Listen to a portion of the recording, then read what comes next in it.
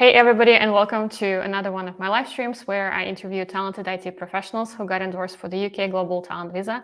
My name is Nadia. I'm a UK Global Talent Visa recipient and coach, which means that I got endorsed for this amazing visa last year as a software engineer. And since then, I've been helping various IT professionals get endorsed for the visa as well. So I help software engineers, I help designers, product managers, startup founders, data analysts, and I think a lot of other specialties are among some of my clients. On this channel, I share information about the UK Global Talent Visa and immigration to the UK in general. And most recently, I've started just talking about immigration and experiences that people go through when they go on this journey of moving to another country. So if this is something that you're interested in, make sure to subscribe to the YouTube channel, like the video, you know the drill. It does help a lot with the spreading of the information. So I will be really grateful for any support that you can show me. Today is a very special chat for me because I'm actually talking to one of my clients, my premium coaching client. Welcome, Mikhail, to the live stream. Hi, Nadia. Thanks for having me here. Yeah, thanks so much for joining. So for our audience, I can say that Mikhail is a software engineer. He was endorsed as a software engineer, like me, and we worked within my premium coaching package that a lot of people ask about. So we can talk a bit, I think, today what it entailed and how it worked out for you so that people can learn from somebody who already went through this experience.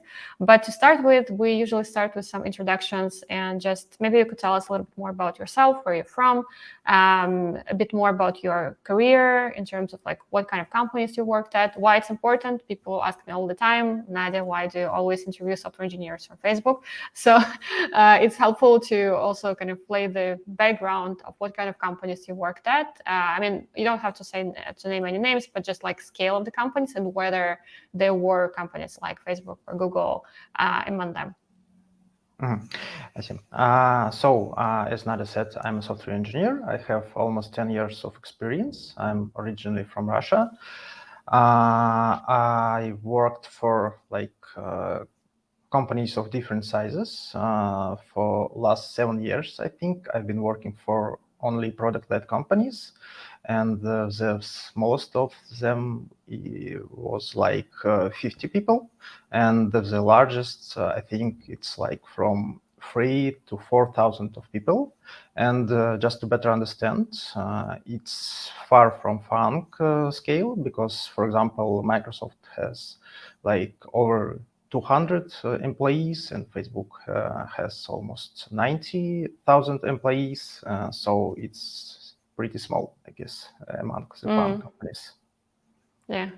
It's like those were not very small companies, right? So they're like medium kind of size companies. But I think what's helpful is that for people not to have this idea that you have to work at a company that is like everybody knows it or is huge, right? So the requirement is for you to work at a product-led company, and this is what you had, and this is the foundation, I think, of any case. If you have product experience, then this is what the application is basically based on, and then you need to fulfill the criteria, obviously. But this is something that is very important, and very excited to interview you. So because I think we should tell stories of people who never had any Funk experience and still got endorsed, so that people all around the world can get inspired and try to apply as well. So in terms of deciding to come to the UK, maybe you could tell us a bit about how you decided to come to the UK and why you specifically chose this country, because again, for software engineers, there are a lot of relocation options, and people usually compare different countries, go through the whole process. So maybe you could share a little bit about how you decided to choose the UK and the visa as well. Like, how did you learn about it? It's really difficult question, because I think it's hard to decide where to move. But I was basically choosing among Europe and North America. I think as like most software developers from my country, and in Europe, like the main criteria for me was that the city where I move should be like large tech hub, and there should be a lot of companies, especially international companies. So basically, in Europe, I was considering like Berlin, Amsterdam, and London, and in like in North America, I didn't consider any specific cities, just only like Canada and the United States in general.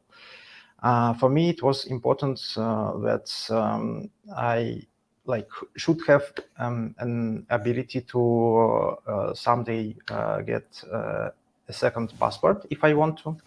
And it was also important for me to have the ability to keep my first passport. So basically, like Germany and Netherlands, like they don't allow to keep your first passport when you get their passport. So I guess United Kingdom here is the winner in Europe. Plus, United Kingdom has, like, I guess, the most transparent and flexible immigration program, like global talent visa, for example. Because, as I know, in United States, it's less flexible and less transparent and more complex to like build a case.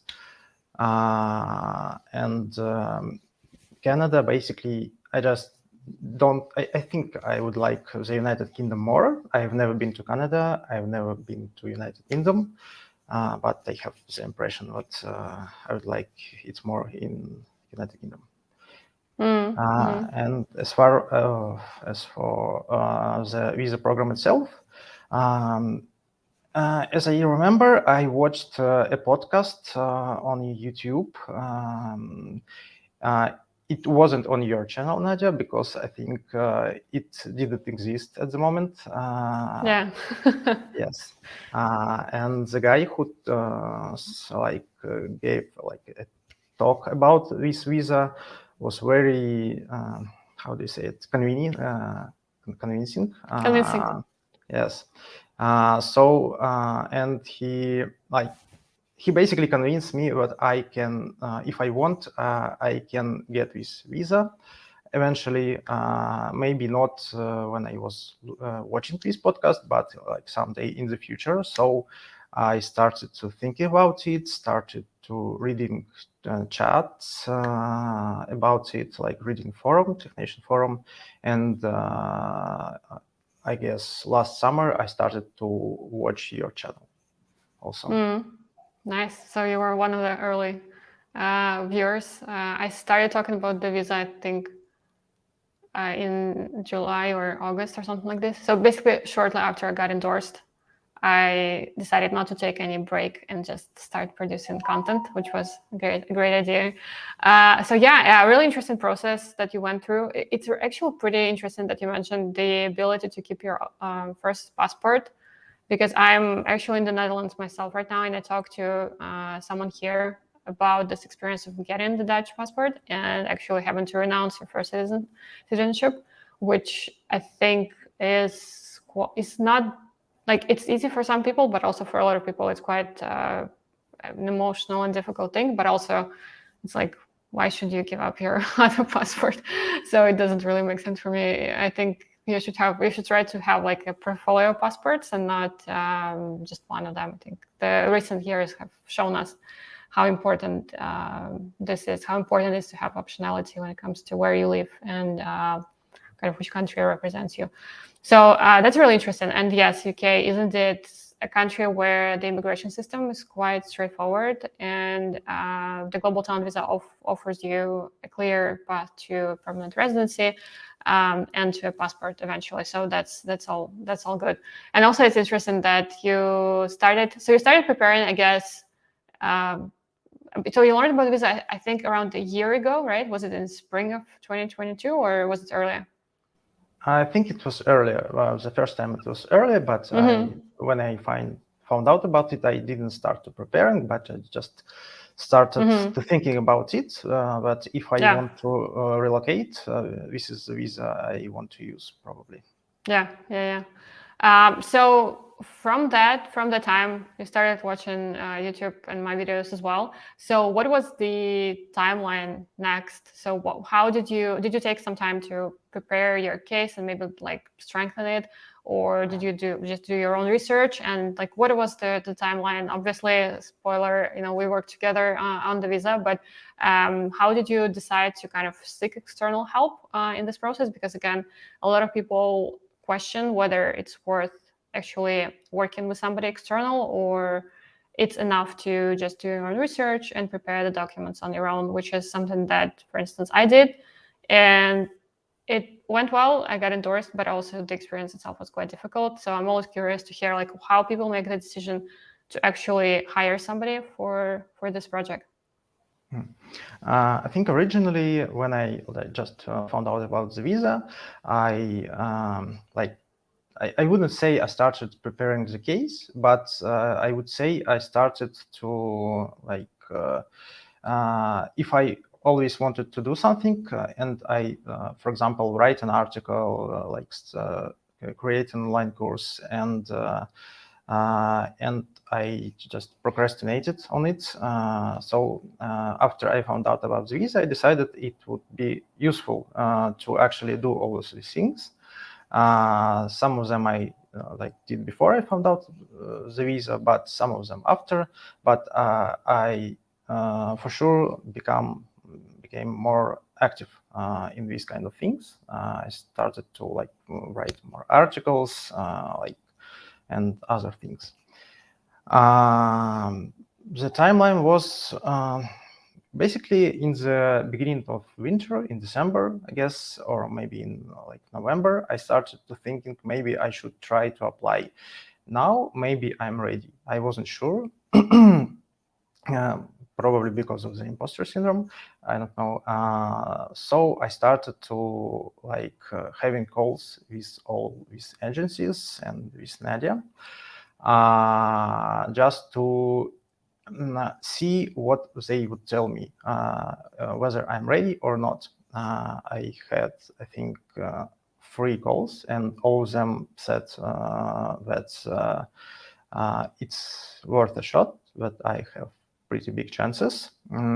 So then the question was which agency or which person I choose. I was at the moment I was following Nadia, I guess, for a few months already. I was pretty familiar with her content, with her story, and when I was choosing, I guess my thoughts were that it's better to hire someone who is as motivated as Nadia, because, for example, I did some research on some agencies and, for example, studied their open positions, open jobs on some job boards, and basically I was choosing among a person who lives in cheap location and earns £500, because for I guess to every agency you pay roughly the same amount of money, but the person who is actually working on your case gets only the small part, and Nadia, for example, gets the whole part if you don't think about the taxes, of course. So basically, I was choosing among this person and Nadia, who is working in big tech, who is global talent visa recipient by herself, and who has this amazing experience in journalism, who can who writes very well, for example. So eventually, yes, I came to Nadia for help, and I decided that I need help. I guess because I wanted to spend as less time as possible, because at the moment I was traveling for 6 months, probably, or more, even more, yes. So I already wanted to settle somewhere, and also I just wanted to get the visa for from the first attempt, and it was, I didn't think what if I would do it myself, I would do it as fast as with the help Nadia, because probably I would be building my case even now if not Nadia, postponing and postponing.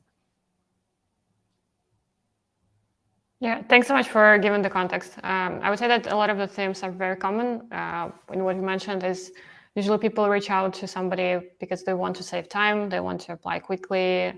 And also I think some people reach out because they know that they have this tendency to procrastinate a little, and they know that they want to get it done, really fast. And to be honest, I remember when I was preparing myself, I'm very diligent and conscientious person, but still, it took me a while, I think, just to figure out the criteria, what they mean. I think this was like the biggest blocker for me, and this is why I decided to start this YouTube channel with the tutorial about the visa, because this is something that took me months to understand the criteria and like what can you put in them. I think right now we already have a lot more information about it. And it's a bit easier if you want to do your own research and do it on your own. But yeah, I think having somebody by your side can help speed things up and also somewhat keep you accountable as well and just keep the pace. So maybe we can talk a bit about what the process actually looked like of doing the premium coaching together, and how long it took us, because again, this is all in the context of the news of TechNation closing down, which dropped on January 30. I think we were sort of like in the middle of the coaching at that point or something like this, but then obviously we had to speed things up to get it done in time for TechNation to close down. Again, the context is that back then we had no idea what would happen, and it's already May and TechNation has closed down, but they're still accepting applications as normal. But we didn't know it back then, right? So we were trying to apply as quickly as possible. So maybe we could talk about the process and like what it looked like, how we organized the preparation just briefly, and then we can switch and talk about the documents so that people know what kind of proof you chose and which criteria you decided to fulfill. I think we had the first call in the beginning of December. It was just to get to know each other and to briefly talk about my case. After the call, Nadia took some time to think about it, and then he was back with her recommendations. And after we discussed them, we decided that I have pretty big chance. So it was like for me to decide which package I want to buy. And first I started to buy, I decided to buy a strategy session package. Nadia sent me a homework. And I guess in the end of December, we had this strategy session. We had a really deep discussion of my case for a few hours. And after that, Nadia gave me some recommendations. But probably at the moment, I already decided what I want to buy a premium coaching from Nadia, because I saw her attitude and how she works. So I think like in 1 or 2 days, I bought the premium coaching, and we started working right after the new year. Like maybe it was January 3 or something like that. So we started working, and somewhere in the middle, the TechNation announced that they were going to cease the operations, and that was like very stressful situation, I would admit. But Nadia helped me to make the right decision, that it makes sense to submit my case as soon as possible. And we didn't know that at the moment, as Nadia said, that the TechNation wouldn't close. So I actually pay the fee for visa application to get into the pipeline. So I had basically 15 days to finish the case and to collect all letters of recommendation. Yeah, it was. Yeah, I remember that we decided to apply as quickly as possible, and this kind of 15-day window was pretty intense because normally in the normal world, I never recommend people to pay the fee and until they have all the documents ready, because it's quite risky actually. But I think back then it was just everything was so unknown, and we felt that this would make sense to kind of get the process started. And this is actually what I think all of my premium coaching clients at that point decided to do. And again, like this was just me sharing information, then people kind of making their own decision whether to apply right now or not. And I think like all of my clients decided to apply as quickly as possible. So as you can imagine, it was quite intense trying to get everybody in. And it is quite interesting that nothing actually changed since then. The application is still, the process is going on as normal and as it did before.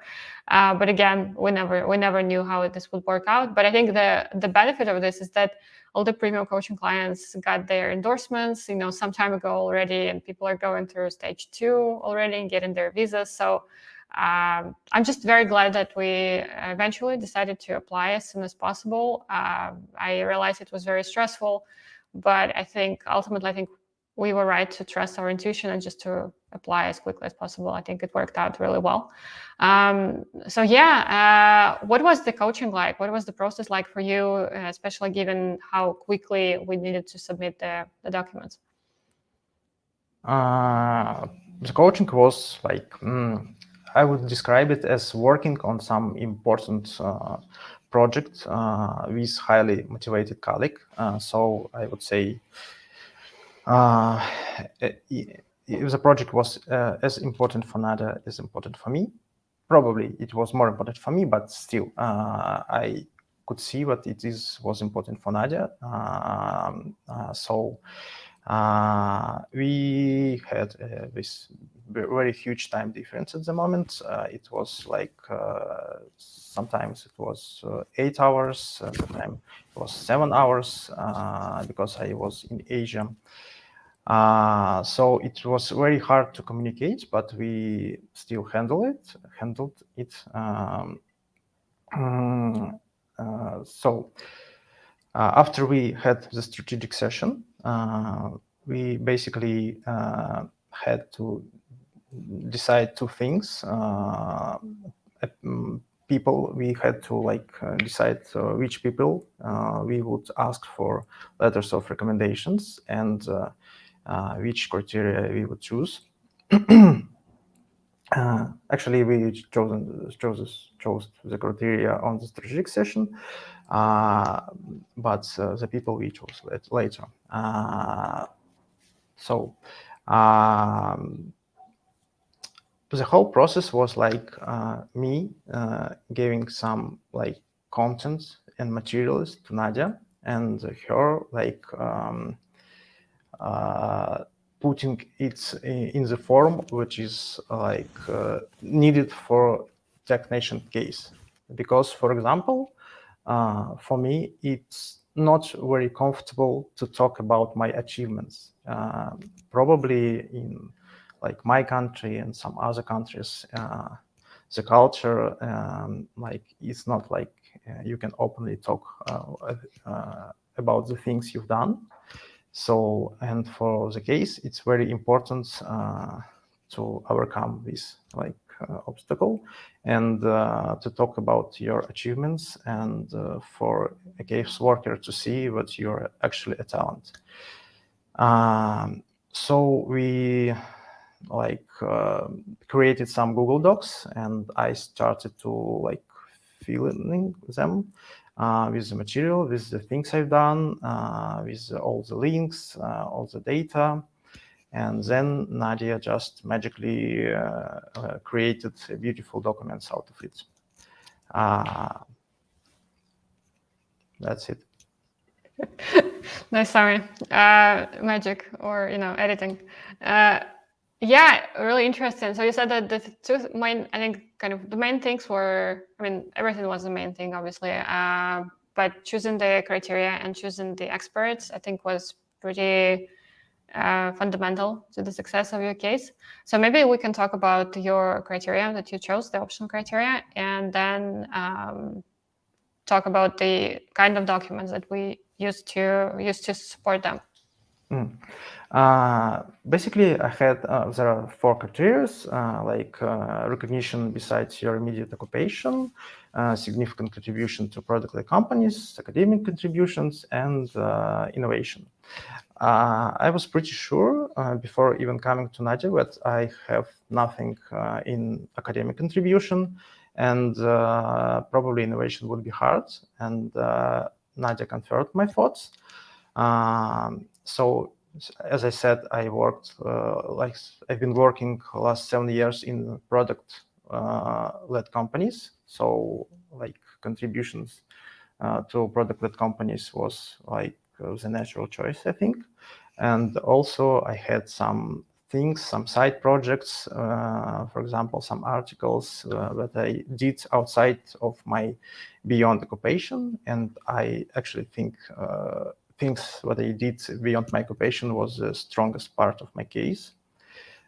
So we have chosen these 2 criteria, like beyond occupation and significant contribution to product-led companies. So it was, for clarity, criteria number 2 and criteria number 3, which is, I think, a pretty popular combination for a lot of software engineers. Some software engineers also choose innovation. And I've had interviews on my channel with people who have chosen innovation, and I also leave a link in the chat after that to such a story, so that you can also learn and get inspired. But yes, indeed, you had a very strong profile when it comes to outside of work contributions, and you have done a lot in your free time outside of being a software engineer, things that really contributed to your case becoming much stronger. So let's talk about the second criteria. It's notorious a little bit right now for being very hard to meet, especially for the talent route, and you were endorsed for talent. So what kind of activities and what kind of documents did you talk about, and what kind of achievements did you talk about in your application so that you could fulfill the second criteria? Just to be clear, the second criteria is beyond occupation. Yes, I see. So basically, we like some of the things I've done beyond my occupation. We like submitted as evidences for mandatory criteria, and some of them we submitted as evidence for this second optional criteria. And for optional criteria, we submitted. I have like 2 courses on Telegram bot developments. Like these are online courses, free courses, and overall they have like probably at the moment of submitting the documents, it was like 4,000 enrolled students, and also they have some reviews online that you can check. So we submitted all of these statistics: number of enrolled users, number of reviews, like the average, how do you say it? So how many stars Rating, people rating? Yes. Also, we translated some of the reviews, some of the best reviews, which recognized me the most. Yes. So this is the one evidence. The second evidence was the document about a community I started. It was basically a Telegram chat. At the moment of submitting the case, it was like probably 700 participants in this chat. So this chat is like about Telegram bot development with software engineers. They're discussing their problems. And when we were describing this community, and we attached, like, for example, my pull requests on GitHub, when I added the link to the community, to official website of the library, which is this community is about. And I also attached the gratitude of the maintainer, who was saying that, oh, this is it's great that you started this community. I forgot to say that like the whole picture, there was a library which has like communities in different languages. And the Russian language was missing at the moment, so I decided to start it, because when I was like creating my courses, I was going to create a community for my students, but then I saw that like the community for the whole library is missing, so I just decided to start it instead. So basically what we did, we attached this like gratitude from the maintainer, number of participants, some like messages from the chat where people say thank you to other participants to solve their projects. And we also compared this community to Stack Overflow. And we basically proved that it's more valuable than Stack Overflow when we are talking about this specific topic. The next evidence was like a reference letter from a person who is familiar with some of my activities beyond occupation. For example, with open source activities, with some of them my side projects. And the last evidence was a document describing my contributions to open source projects, like some third-party open source projects, because we had like a separate document describing my own projects. So, and in these projects, basically we described every like library to which I contributed, like for the whole time. And we tried to explain why these libraries are significant and why my contribution to them is significant. For example, for one library, I attached statistics from NPM. For example, like the library is downloaded 14 million a year, times a year. It has like 15,000 dependents on GitHub. Like some like amazing engineer said that this is very cool library on Twitter. Here's a screenshot of the tweet. And basically we've done the same for like every, even if I had some minor pull request with, for example, fixing a typo in the name of the method somewhere, we also attached it.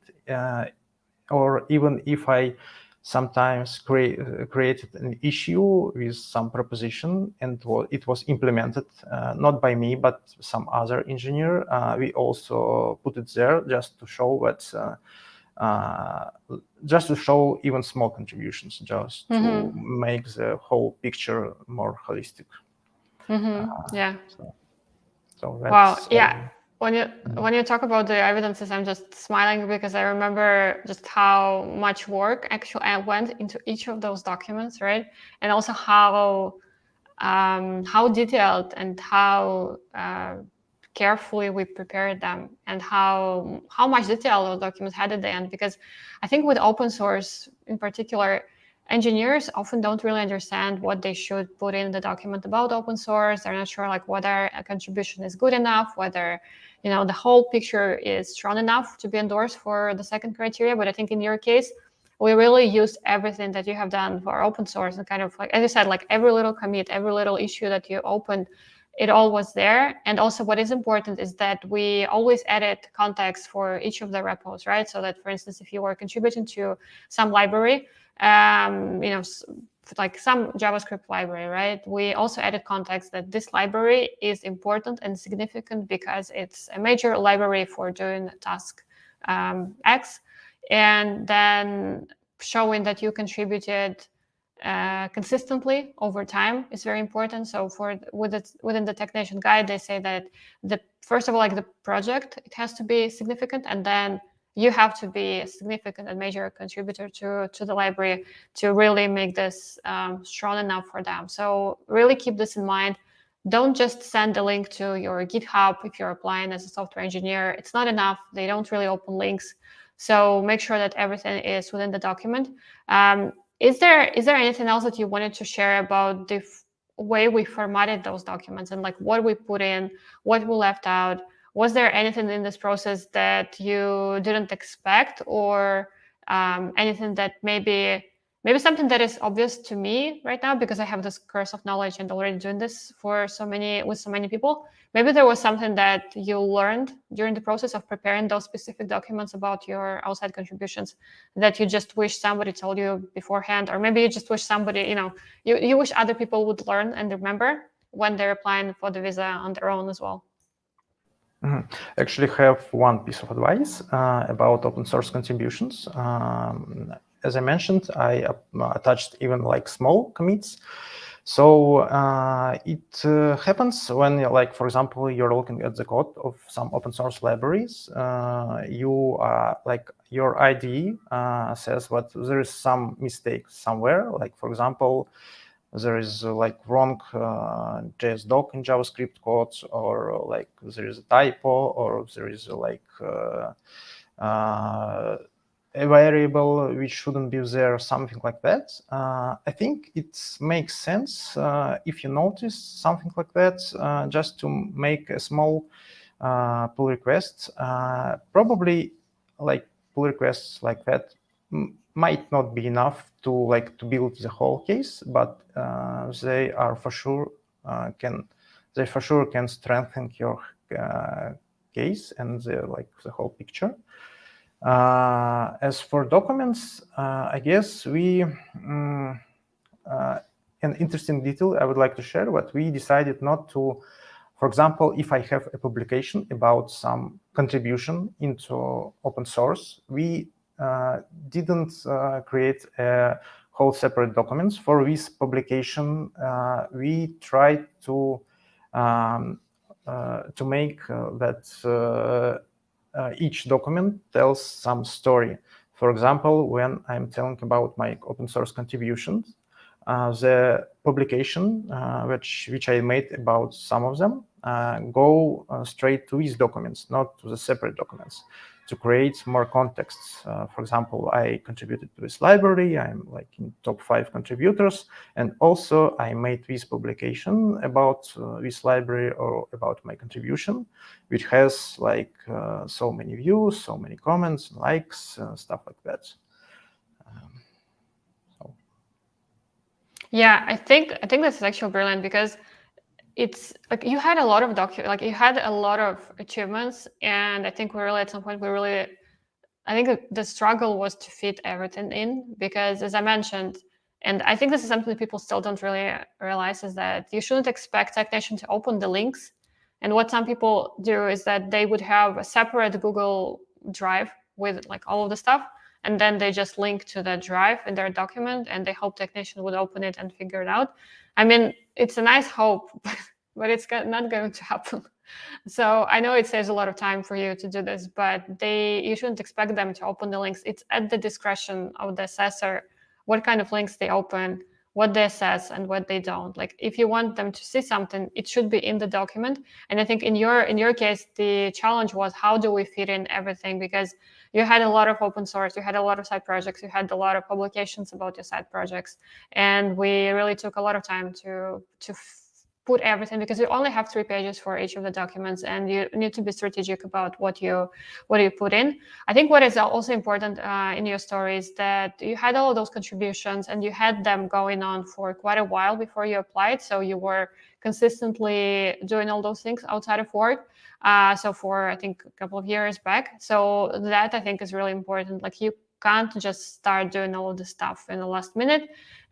You will likely get rejected if you have never done anything for the community beforehand. So I think in your case, it was a consistent story of you doing a lot of work for free outside of work for the Telegram community, and developers building bots for Telegram, which I think it sounds kind of like sort of like a niche topic. And I think that for me, what it was important to make sure the technician understands why this is significant, because for us, like Telegram, we know that it's the main messenger that we use. We know that it's a big deal, but I think for them, it might have been not that obvious, right? So we took some time to actually tell the story and explain why this is significant. So we used all the numbers, like how many users Telegram has, why it's a big community, why it's important.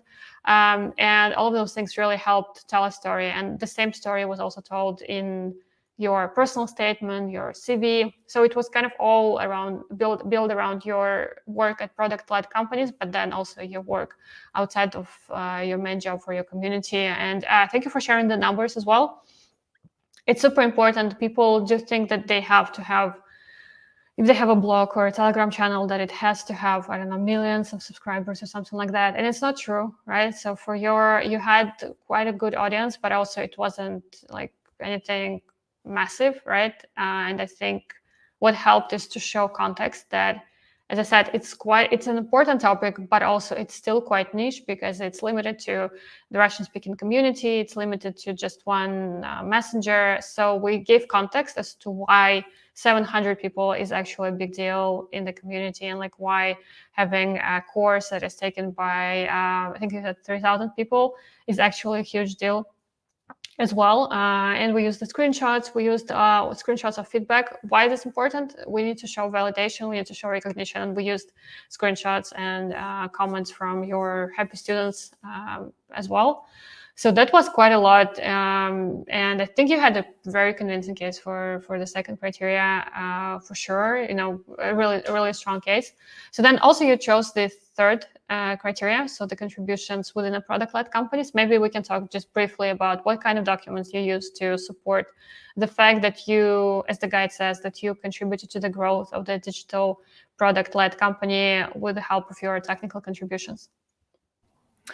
Basically, I had like 3 documents. One of them is a reference letter from a person who works closely with me, and these letters is separate from the 3 letters of recommendations, which are mandatory.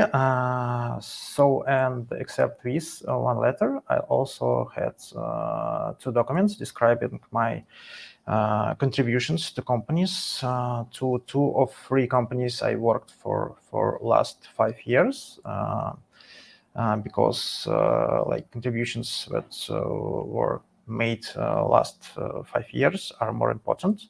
I don't remember whether for this criteria it's mandatory to have contributions only for last 5 years. But it doesn't hurt for sure.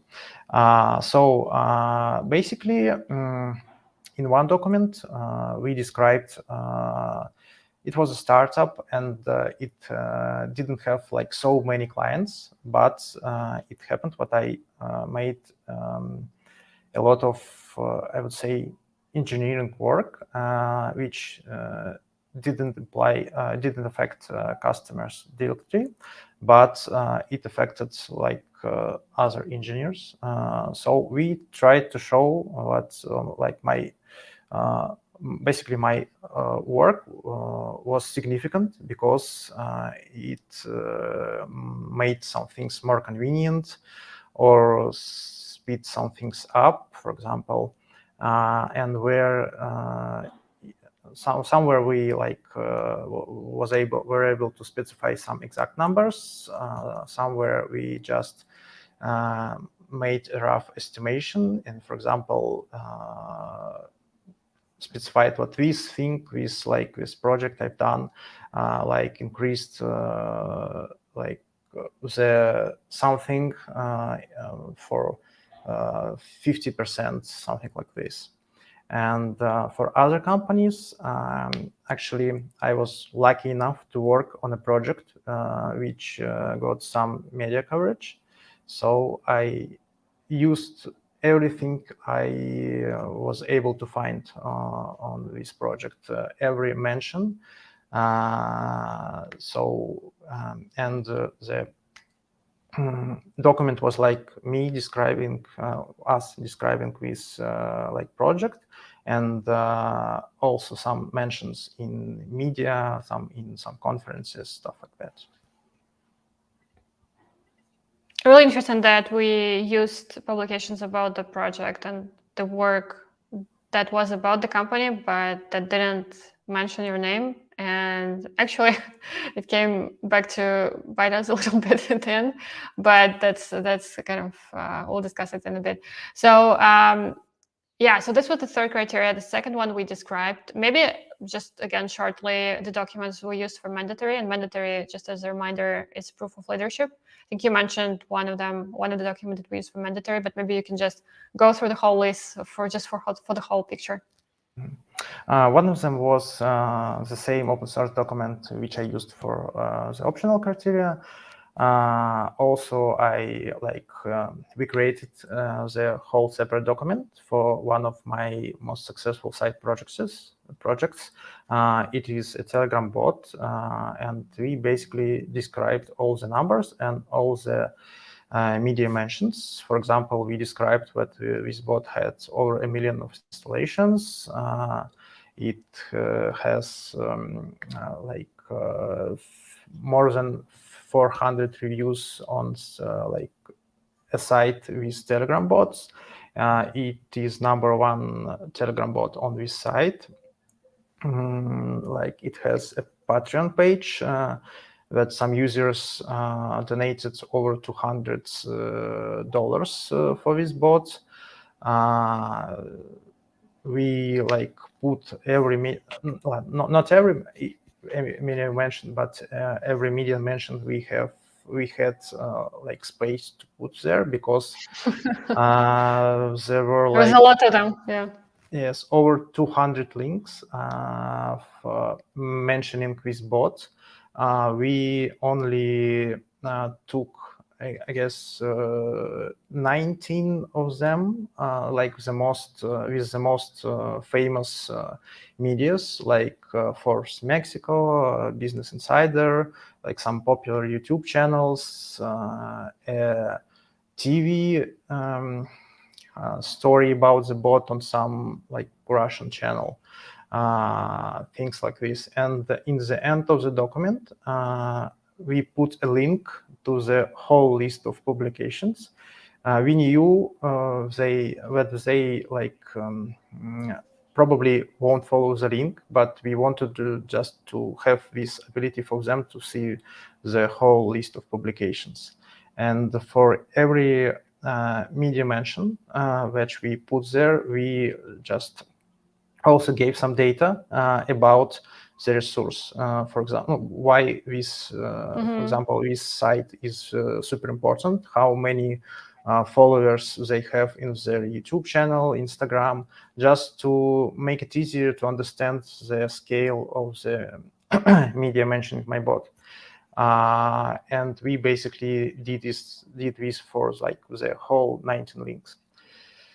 So the next document was a document about some other slightly less significant side projects. We described 4 of them in one document. For example, and we put everything I had to there. For example, there was a website with 6,000 users a year, and we also put it there. And a site with exercises, with some speaking exercises. And we also mentioned that this site was used to develop some other open source Android application, which has over 10,000 downloads. And the site itself is also open source. And we just tried to show that I not only built this site, I also impacted someone else who built an application. And in that way, I impacted more users than just by my site. Also, I had, for example, another Telegram bot with over 1,000 users. And we also like specified a publication I made about this bot, how I developed this bot, and with every technical details. Also, we put iOS applications there, which I built. It's wasn't quite popular at the moment of submitting. It's still not. It was like 600 installs, but for example, it was awarded. It got into top 5 products on some like media for Russian-speaking audience about startups. It was like listed in top 5 products of November of 2022. We also put these awards there, and we explained why it is important, how many users this media have a month, a year. I don't remember exactly, but we tried to like show the significance of this media. And also like I have another like side project roughly of this scale, also with a bot, with some publications, with like Telegram chat. So we also put it there. And the last document, it was like, it's called thought leadership. We just put there everything we didn't put in other documents. There was a publication on HackerNoon. There was a tech talk, and there was a comment for a tech blog. Yes, when we submitted the first time, that were the documents we asked to consider for mandatory criteria. When we filed an appeal, we actually asked to consider other documents also, but I guess we will discuss it later. Yeah. So you spoiled story. Sorry, spoilers. No, like in all seriousness, you had such like just your documents were just perfect in the way they were structured, like the stuff that was in them. Like we spend a lot of time on them, and like with my premium coaching clients is where I am very deeply involved in all the documents, and this is where I make sure that all the documents are just perfect and the best shape that they could be, which took a lot of time for all of us. But eventually they were great. The document you described all of your documents. There was a lot about, there were publications, there were links to, there were comments about you, there were feedback from your students, there was feedback from open source maintainers, like all of it was there. The letters of recommendation were very strong. Like all of that was perfect. So we applied, I don't remember the dates, but actually we applied. How long did you wait until they got back to you? And, a little bit about how you, the feedback that they gave you the first time you applied, and just like what it felt like to actually not get endorsed on the first attempt. I think we applied initially on November 23, and the decision came on March 10. I guess it was Friday. Even February, not November. Sorry. February. Yes, February 23, and the decision came on March 10. It was Friday. It came late at night because I was in Asia, so I only read the email on Saturday. It was disappointing, slightly disappointing, I would say, at first. But there was one thing what made me feel better. I saw that some statements they made in the in the explanation of the rejection. I thought there was not very correct. And the information that we put into the case,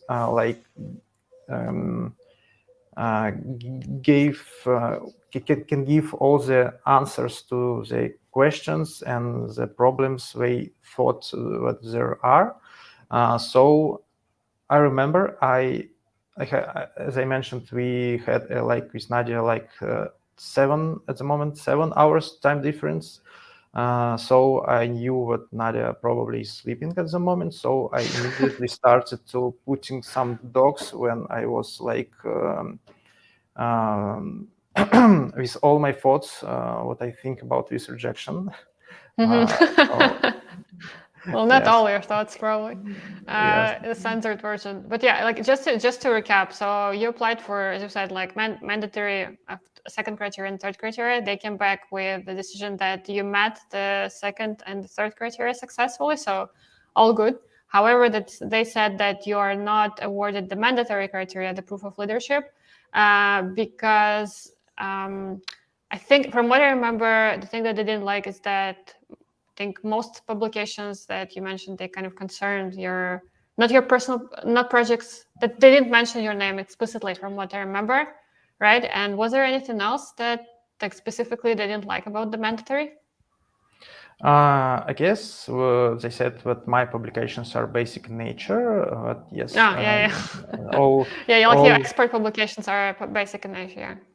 yes, and all media mentions are like about projects of companies I worked for, and they do not single me out, and they should either single me out or the projects should be of my direct authorship. Yeah. And the thing was that we had only 3 pages in the CV, and we just put everything that we had space to put there. So yes, we put some publications which were mentioning projects of companies I worked for, and some publications which are mentioning like my projects, my side projects, and maybe we can not for sure, but maybe they misunderstood. For example, with what some projects I did like by myself, beyond my immediate occupation, and not for some employee. And maybe they thought that I like just did my job. Just Yeah. somebody asked Yeah. me to write a code and to like paid me some money. And the other thought was that maybe they didn't see all of my publications because, as I said, because like we didn't have enough space, for example, to create one separate document for like only publications, because we wouldn't have enough slots for that document. So we put all these publications where they belong, for example, in open source documents or in side project document. So probably they didn't notice all of them, and they noticed some of them, and they decided that they're basic in nature, whatever it means. So basically, when we like filed an appeal, we just explained that look, you're saying, Chris, that in my CV, all publications are about like companies, not my projects. And here are the numbers. I have like 10 links in my CV about my projects, and for example, 5 links. I don't remember the exact numbers, but it's just the idea. 5 links about my companies, about companies' projects, and here my publications. For example, this one is about natural language processing, so it just can't be basic in nature. And even if some my publications are basic in nature, these are the metrics. These are numbers of views. With a letter from HackerNoon, which tells that my publication is amazing, and it got into like, I don't remember how it's called, like hot stories, like top 5 stories. It got into the main page. Also, we asked to consider, for example, if it's not enough, we ask to consider evidences from other criteria, for example, teaching, because it shows also thought leadership. And here are the reviews of people which my students which recognize me as a leader, at least for them. So I think that's basically it. Maybe you have something to add. I think that this was a very interesting case where it was like, obviously for me as well, it was disappointing to get the rejection the first time, because it was like the documents were so well done and I was just shocked to hear like the feedback. It was really, really weird. I think that some part of it, some part of the appeal. So we filed appeal very quickly, and some part of it was just pointing them out to all the documents that they missed. Obviously, we can't really know what happened there, but the feeling that we got, I think, was that a lot of the evidence was just not really understood or read, or let's assume the best intention. So let's assume that the evidence was read carefully, but it was misunderstood a little bit. And I think there were things that just confused the assessor, things like that you mentioned, that you had huge publications like Forbes, Mexican Forbes, writing about your own project. I think this might have confused them, because maybe they thought that it was about your work project, because it seems like this is if it's a side project and you have such big publications writing about you, maybe this confused them. And then the fact that you said that we had a lot of publications that were spread out throughout the case everywhere, and those things maybe weren't really understood or really considered in the context of it. And then for like publications being basic in nature, I think again it was about, we appealed here that it's a very subjective measure really, and there are no definitions of what is basic and what is like complicated enough for technician in the guide. So it gives us this freedom to define like what is complicated and what is impactful. And we made a case that here are all the publications that were about algorithms and about JavaScript, which can hardly be called basic. And also, as you said, we showed impact and we showed recognition in the industry. So we showed that thousands of people were actually reading your stuff, and thousands of people were following your tutorials and your courses. I mean, people were in your community, and all of those things together, they actually created the profile of a leader. It's just that I think it was quite disappointing, as I said. I'm sure that people who get rejected, and I also wanted to say that right now, especially, so right now we're May 1st. I've read a lot of, I've spent the last week, I think, just reading a lot of forums and Telegram chats. I see a lot of rejections right now. Probably it's also because a lot of people applied in March, but also a lot of people are rejected for the mandatory criteria for leadership, and on quite a subjective basis, it seems. So I would see a lot of rejections for people who maybe don't have that many conferences or that many proofs of public recognition, like a big public profile. So it seems that the expectations have risen, and I think Technician made the process a little bit stricter. And this is what one other visa coach that I know kind of confirmed. Obviously we don't have any internal data, but it just feels that the stakes are a little bit higher right now. And in this case, I think the rejection was it just seems super unfair. And I think we quickly saw that this was, in some cases, actually, when you see the rejection, you're like, it's very sad, but also it's fair. And it's just that on the whole, the case didn't convince them, and that's why they rejected. And those cases are where you get rejected for all the criteria usually. But in this case, we got 2 criteria, and mandatory, we just felt that they didn't see all the evidence in its entirety. They didn't we didn't expect them actually to open links, so made sure that all the things that we wanted them to see were in the documents. But it's just that there was just so much of it and so many links and so many projects that it just got very confusing. But it's still no excuse to reject the criteria if everything is there. So basically what the appeal looked like, just for people who are maybe curious, and maybe they, if you're listening to this and you got rejected, first of all, don't get discouraged. Second, you should probably try to appeal. Third, if you need help, you can reach out to me. I help people with rejections as well.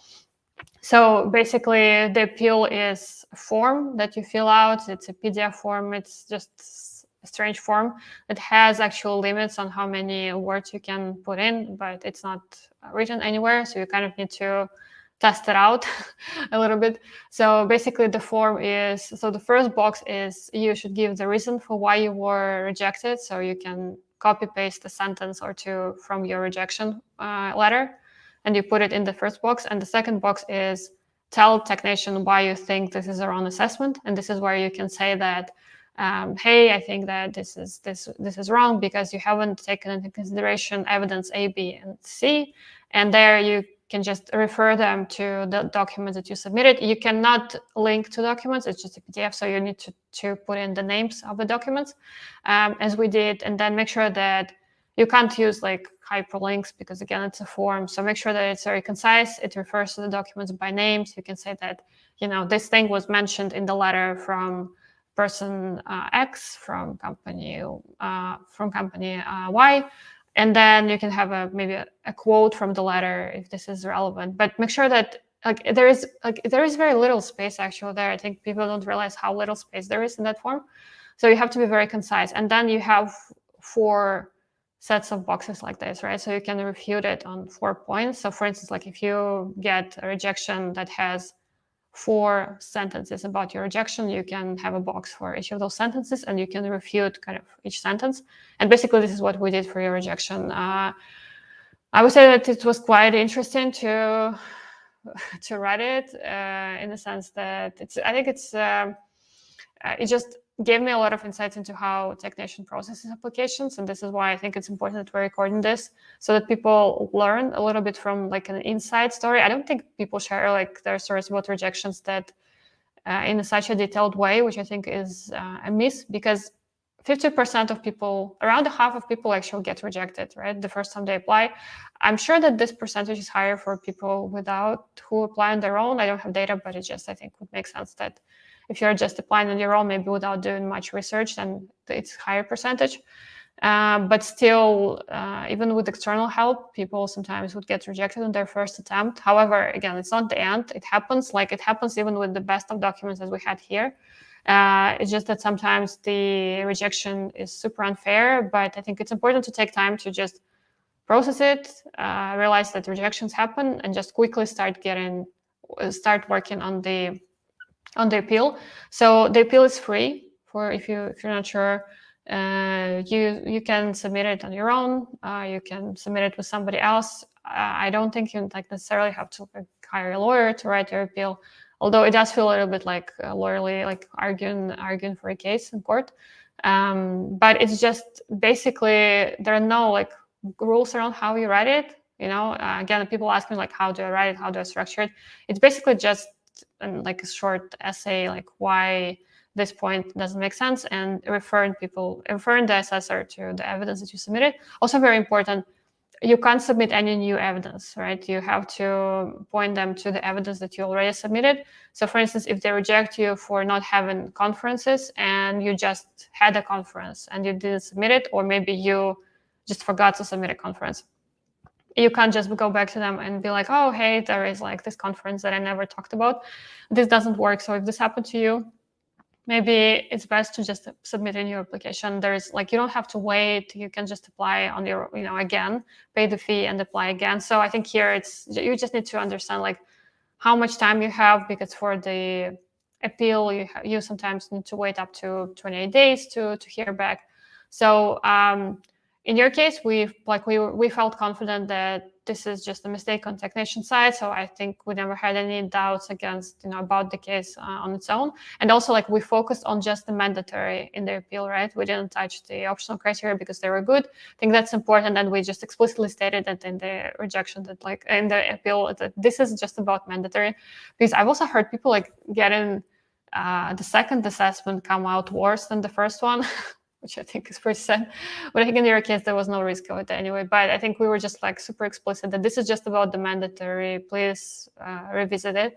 And I think what you mentioned is that some documents, they weren't mapped to mandatory, but they still talked about mandatory, right? I think that the whole application talks about leadership, each document talks about it. So, and technician says that they evaluate each application holistically.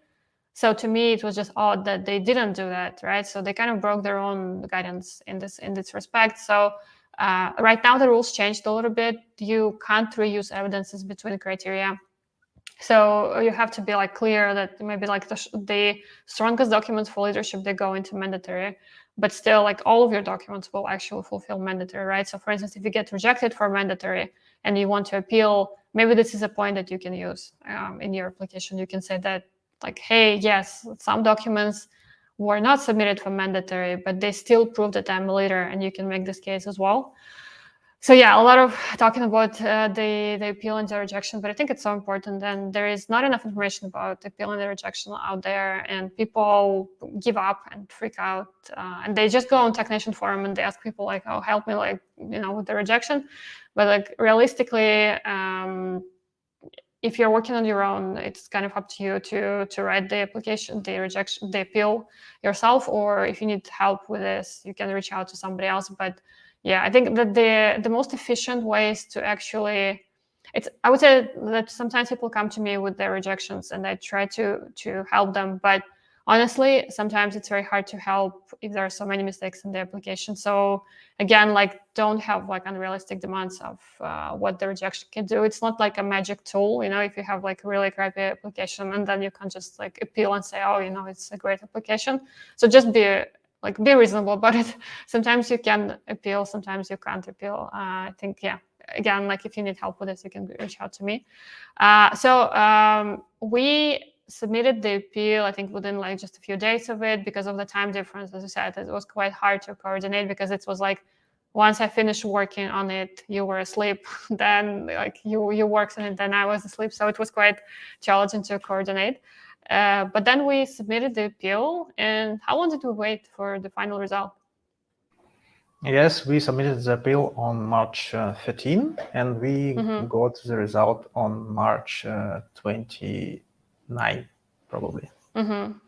Yeah, and what did they get back to you with? Can you repeat, please? What did they say in the second response? Basically, in the second response, they do not say anything particular. If it's positive decision, they just they're saying something like your appellation was forwarded to Tech Nation, and the Tech Nation made a decision like to revise it and to endorse you on the global talent road. Therefore, I'm satisfied that you can be endorsed, stuff like that. Yeah. They no comments about which arguments convinced them. So we don't really know what in the appeal was like worked or whatnot. Yeah, I think that is just the totality of it, and just I think the appeal itself was super convincing, and just I don't know, I'm just proud of the case as well, and also like it sounds weird, but of the appeal, like I'm proud of it as well. I think it was very strong, and of course I'm sorry that we kind of had to go through that, but I think still it's good just to be proud of the work that we have done, and I think that here it was super well done, and I'm happy that they saw the light at the end, and it worked out. But yeah, it was, I don't know how it was to you, but to me it was quite it was an intense process. And as you said in the beginning, that you were looking to work with somebody who cares about your case as much as you would, and obviously it's not quite possible for obvious reasons, but I do care about each case really, really deeply. And I'm very personally involved with all of the cases for premium coaching clients, because as you said, like I don't have like a huge company behind me, like this is me doing all the cases. So I take it personally, because it's my work, it's my business, and it's my reputation. So it's very important for me, so that like every client who works with me is happy and satisfied. So for me, it was very intense, and I'm really glad that like eventually the decision got overturned and you got endorsed for the talent route, which means that you can apply for the permanent residence in the UK in just 3 years, which is amazing. And it's just a very fast route to the citizenship and the permanent residence initially. So that's all good. So looking back on this intense few months that we worked together, and the kind of the rejection, the approval, and everything in between, is there like, what was the biggest challenge for you within this whole process? I guess the biggest challenge having, as I mentioned, I paid visa fees when the technician announced that they're closing, and I had like not very big amount of time to submit a case. And the biggest challenge was to collect all letters of recommendations because like other people have their own things to do. They like might not reply to your messages, for example, for a few days, but eventually like everything was successful. I collected all the letters, but it was the hardest and most stressful part when you like basically depend on other people and what other people do, because for example, if you do realize what you need a tech talk or an article for a case, you just go and give this tech talk or an article. But if you like need a letter from another person, you like need this person to give it to you. Yeah. Yeah, I think in your case, this was probably the most challenging part, the external support that we needed. And I think here, I always give people advice, basically, that if you need 5 letters for your application, just find 7 experts and just have a network ready to support you if something happens. Because I've heard a lot of stories where experts agree to support the applicant, and then at the last moment they disagree. Suddenly they just disappear for some reason, like something happens, like they have a problem or whatever. There are many reasons, and like some real reasons, some fake reasons, but for the purposes of the case, it doesn't really matter why. But it's just that it can happen, and it can make this whole thing very stressful, and the case can almost fall apart without this particular expert. And I think this is where it's very important to be prepared, to have like some additional ideas for expert that you can reach out to. I think that it's good to kind of talk to more people than you eventually will ask for help, just to be on the safe side. Those things happen, unfortunately, and yeah, just being prepared, I think it's super important. So so that we can start to wrap up, is there anything that you learned through the process, or something that you wish somebody told you in the beginning? It's kind of like closing thoughts for software engineers who are interested in applying for the visa, who are not sure, maybe who have some questions or just concerns about it. Is there anything like what words of wisdom from somebody who went through the process very recently and also within a very stressful timeline? One thought I had at the end, that I just was really happy that I hired Nadia.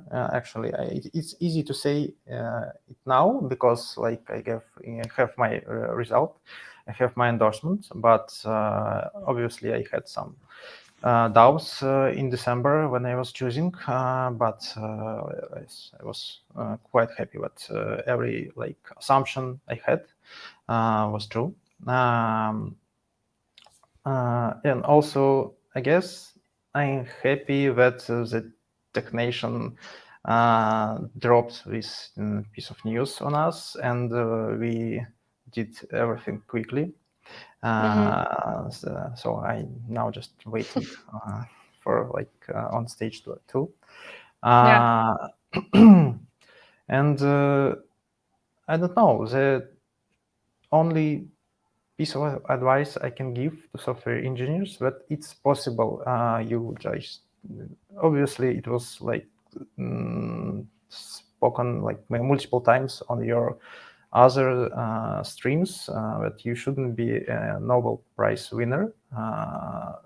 Probably if you're like, for example, a senior level on some like product company, you are already like smart enough and qualified enough.